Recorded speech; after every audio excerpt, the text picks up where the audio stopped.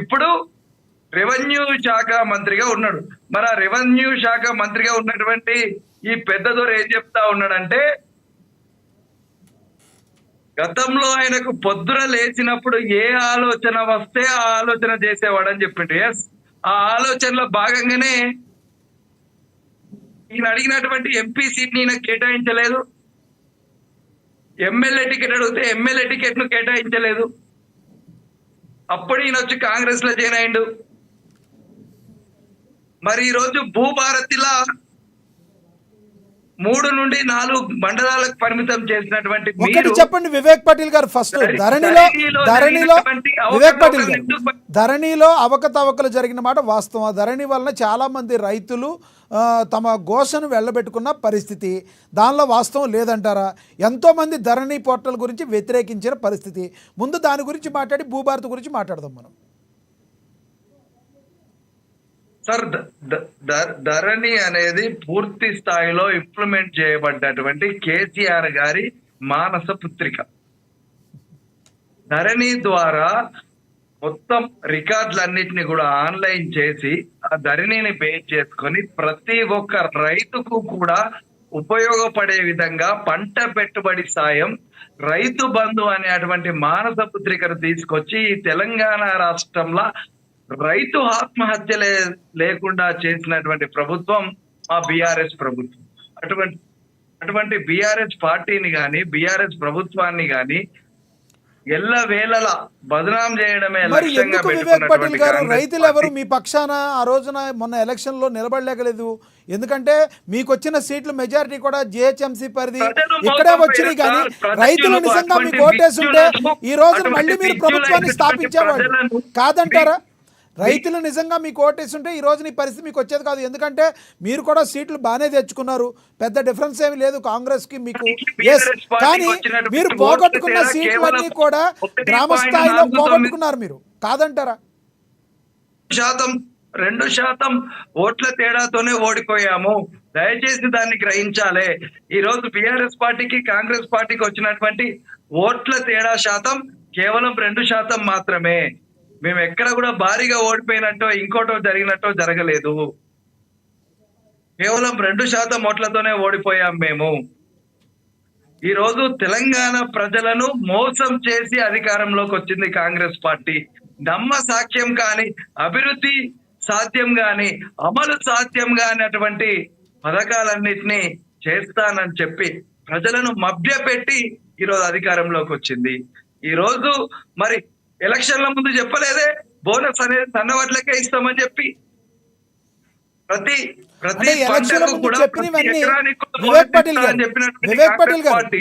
వాళ్ళు చెప్పలేదు ఎలక్షన్ల ముందు. మరి ఎలక్షన్ల ముందు మీరు చెప్పినవన్నీ చేసేసారా 10 సంవత్సరాలు? సార్ 10 సంవత్సరాల కాలంలో మాకు ఎన్ని వీలైతే అన్ని అమలు చేస్తాం. ఈ రోజుకి కూడా మీరు విమర్శలు ఎదుర్కొంటుంది దళితుడిని సీఎం చేస్తానని మీరు చెప్పారు, కానీ కాలేకపోయారు. మొదటిదే చేయలేకపోయారు, మిగతా అదంతా మరి ఎలా ఒప్పుకుంటారు జనాలు? మీరు వేరే వాళ్ళని విమర్శిస్తానంటే 2018 ఎలక్షన్ల తర్వాత కూడా మళ్ళీ మేము ఎన్నికలకు పోయినాం కదా సార్. 2014లో దళితుడిని చేస్తా అన్నాం, చేయలేదు.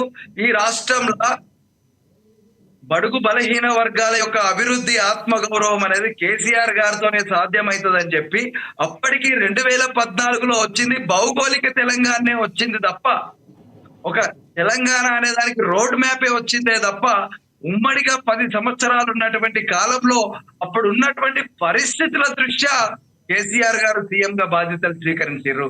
మరి 2014లో దళితుల్ని సీఎం చేస్తా అని చేయనటువంటి మా ప్రభుత్వము 2018లో కూడా ఎన్నికలకు పోయినాం మేము. రైట్. మరి అదే విధంగా డబుల్ బెడ్రూమ్లు ఇస్తానని చెప్పారు. అందరికీ డబుల్ బెడ్రూమ్లు ఇచ్చారా? దళితులందరికీ అందరికీ కూడా డబుల్ బెడ్రూమ్లు ఎందుకు ఇవ్వలేకపోయారు మీరు? సార్, సాధ్యమైనంత వరకు డబుల్ బెడ్రూమ్లు ఇవ్వడం జరిగింది దళిత కుటుంబాలందరికీ. పాయింట్ వచ్చారు మీరు. నా పాయింట్ ఏంటంటే 10 సంవత్సరాల కాలంలో మీరే సాధ్యమైనంత వరకు చేస్తే, వచ్చిన సంవత్సరం కాలంలోనే మీరు అనేక ఆంక్షలు పెట్టి అనేక విమర్శలు చేస్తే కాంగ్రెస్ పార్టీ కూడా కుదురుకోవాలి కదా. ఇది నా మాట కాదు, ప్రజల మాటలు. ప్రజల్లో కూడా భావన ఉంది, అనేక మంది రాజకీయ విశ్లేషకులు. ఎస్, వాళ్ళు ఇచ్చిన హామీలు చెయ్యాలి, కానీ ఎవరికైనా విమర్శించే హక్కు ఉంది, కానీ డే 1 నుంచి బీఆర్ఎస్కి విమర్శించే హక్కు లేదు, కాదంటారా? సార్ మేము ఈ ప్రభుత్వం వచ్చిన తర్వాత 6 నెలల వరకు ఎటువంటి ఆరోపణ చేయలేదు. 100 రోజులు పూర్తయ్యే వరకు ఏ ఒక్కరం కూడా మాట్లాడలేదు. మా నాయకుడు గారు కావచ్చు, మా కేసీఆర్ గారు కావచ్చు, మా కేటీఆర్ గారు కావచ్చు, హరీష్ రావు గారు కావచ్చు, ఏ ఒక్కరు కూడా మీరు 100 రోజులల్లా పథకాలన్నీ అమలు చేస్తా అన్న కూడా మొదటి 100 రోజులు మేము ఎక్కడ మాట్లాడలేదు. 2014 ప్రభుత్వం ఏర్పడితే 2024లో కాంగ్రెస్ ప్రభుత్వం డిసెంబర్ 9 తారీఖు రైతు రుణమాఫీ చేస్తా అంటే ఈ 2025 ఏప్రిల్ వచ్చినప్పటికి కూడా ఇప్పటికి రైతు రుణమాఫీ కాలేదు. రైట్, భూభారతి గురించి చెప్పండి. ఇంకా భూభారతి అధికారంలోకి ఇప్పుడు వచ్చిన ఏదైతే మొదటి రోజే భూభారతి రైతు ఉందో రుణమాఫీ మీద ప్రజలకి పెడతా రైతులకి అన్నటువంటి న్యాయం రేవంత్ రెడ్డి చేస్తానని గారు. చెప్తున్నారు వివేక్ పాటిల్ గారు. భూభారతి ద్వారా గత ప్రభుత్వం చేయలేని ధరణితో చేసిన మోసాన్ని ఈ రోజున ప్రజల ముందు పెట్టాము. భూభారతి ద్వారా సంబంధిత బాధితులకి రైతులందరికీ న్యాయం చేస్తానని ఏ కాంగ్రెస్ తప్పులను పార్టీ బయట చెప్తున్నారు. పెట్టారు? ఏ తప్పులను బయట పెట్టారు? బహిర్గతం చేయండి.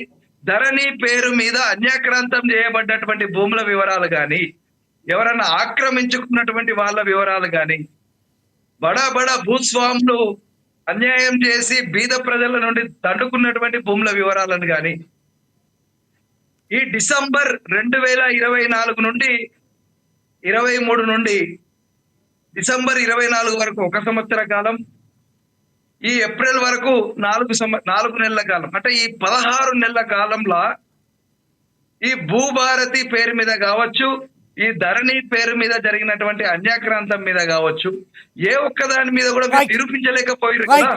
ఎస్, మళ్ళీ వస్తాం మీ దగ్గరికి. దీనికి సమాధానం శివలాల్ గారు చెప్తారు. శివలాల్ గారు రెస్పాండ్ అవ్వండి. లక్ష్మణ గారు, ఇప్పటిదాకా వివేక్ పాటిల్ మాట్లాడిన దాంట్లో ఎక్కడ కూడా సంబంధం లేకుండా మాట్లాడుతుంది. ఈ రోజు ధరణి పోర్టల్ గురించి మనం ఓపెన్ గా మాట్లాడుతున్నప్పుడు ధరణి పోర్టల్లో వీళ్ళు చేసింది ఒక్క ఇంచు భూమి అయినా తీసుకున్నామా అంటుండ్రు. ఇంత హాస్యాపదమైన మాటలు మాట్లాడుతున్నారు. వివేక్, ఒక్క నిమిషము, నువ్వు మాట్లాడినప్పుడు నేను మాట్లాడలే, ఇప్పుడు నేను మాట్లాడుతున్నా, నువ్వు విను. ఈ రోజు ధరణి తీసుకొచ్చిండ్రు మొత్తానికి ప్రజలని హింస పెట్టడానికి, లేకపోతే ప్రజల భూములు దోచుకోవడానికే తప్ప మీరు ఏదైతే ధరణి పోర్టల్ వెబ్సైట్ ఎవ్వరికి ఓపెన్ కాలేదు. అటు మీ కేటీఆర్, లేకపోతే మీ మంత్రులు, లేకపోతే ముఖ్యమంత్రి, మీకు సంబంధితులకే అది ఓపెన్ అయింది తప్ప ఎవరికి కూడా ఏ వివరాలు రాలేదు అని చెప్పి రైతులు గొగ్గోలు పెట్టిన దినాలు ఉన్నాయి. రెండోది, మీరు ఈ ధరణి తెచ్చి ఎన్ని భూములు దోచుకున్నారు, అడవి భూములు ఎంత దోచుకున్నారు, ఈరోజు మొత్తానికి పోడు భూములు ఇస్తామని చెప్పి ఎంత మోసం చేసిండ్రు, లేకపోతే ఏదైతే చెరువులు, కుంటాలు, నాలాలు అనే రకంగా అవిటిని ఎంత ధ్వంసం చేసిండ్రు, ఎంత దోచుకున్నారు అనేది ఈరోజు ప్రభుత్వం దగ్గర లెక్కలు ఉన్నాయి. గతంలో టిఆర్ఎస్ బిఆర్ఎస్ 10 సంవత్సరాల ఎంతైతే ప్రజాధనాన్ని కానీ లేకపోతే వాళ్ళ జాగాలని కుల్లగొట్టిండ్రో ఆ హిసాబు ఈ రోజు కాంగ్రెస్ పార్టీ దగ్గర ఉంది. ఎట్టి పరిస్థితి మీకు ఖచ్చితంగా వస్తుంది. ఈ రోజు భూభారతి ఏదైతే ఉందో గతంలో జరిగిన దానికి ఈ రోజు విరుద్ధంగా ఉంటది. మీ లెక్కలన్నీ వస్తాయి. ఇప్పుడు ఇంతకుముందు పాపిరెడ్డి గారు కానీ వెంకటరెడ్డి గారు మాట్లాడింది కూడా నేను వినడం జరిగింది. అయితే పాపిరెడ్డి గారికి వెంకటరెడ్డి గారు కూడా ఒకటి ఏం చెప్పడం అంటే, గతంలో ఉమ్మడి ఆంధ్రప్రదేశ్ లో ఉన్నప్పుడు సర్వే కానీ, లేకపోతే తెలంగాణ వచ్చినప్పుడు కానీ మన భూమి ఎంత ఉంది, లేకపోతే ఈ పోడు భూములు ఎంత ఉన్నాయి, అడవి భూములు ఎంత ఉన్నాయి అనే రకంగా కూడా ఆ లెక్కలు ఉన్నాయి. అవన్నిటిని కూడా ప్రభుత్వం ఖచ్చితంగా అది బయట పెడుతుంది. అయితే అది బయట పెట్టడానికి ముఖ్య కారణం ఏంటంటే, గత ప్రభుత్వము 10 సంవత్సరాల ఎంత విధ్వంసం చేసింది, ఎంత రైతుల భూములను ఎంత కొల్లగొట్టింది, లేకపోతే చెరువులు, కుంటాలు, నాలాలలో ఎంత కొల్లగొట్టింది అనే రకంగా అది ఖచ్చితంగా ప్రభుత్వం ప్రజలకు కానీ వెబ్సైట్ లో కానీ పెట్టి ఖచ్చితంగా చెప్తుంది. దాని తర్వాత ఈ భూభారతిలో ఏదైతే గతంలో అనుభవధారం కారణం కానీ, లేకపోతే పోడు భూములు కానీ, లేకపోతే ఇంకా ఒకరిది సర్వే నంబర్ పడి ఇంకొకరికి ఒక్క సర్వే నంబర్ మీద బై ఏనో బై బిఓ పడి అది వాళ్ళది కాదని చెప్పడం, ఇటువంటి చాలా జరిగినాయి. ఆ అవకతవకలన్నీ కూడా ఖచ్చితంగా నివారించి ఎట్టి పరిస్థితుల్లో ఎవరిది ఏందనేది ఆ కేటాయింపులకు చేయడం జరుగుతుంది. ఖచ్చితంగా ప్రజలకి ఆ స్వేచ్ఛ ఈ రోజు భూభారతి ద్వారా ఇవ్వడం పోతుంది. రైట్, మళ్ళీ వస్తాం మీ దగ్గరికి. మనం రాజకీయ విశ్లేషకులు పాపిరెడ్డి గారితో కదా మాట్లాడదాం. ఇన్ని రోజులు ఆరోపణలు చేశారు కదా, మీరు చేసినటువంటి ఆరోపణలకు నిజ నిర్ధారణ ఏది? ధరణి పేరు మీద మేము అన్యాక్రాంతం చేసినటువంటి భూముల వివరాలు కానీ, మేము దాచుకున్న భూముల వివరాలు కానీ, మీరు అన్నటువంటి పోడు భూముల వ్యవహారం కానీ, మీరు అన్నటువంటి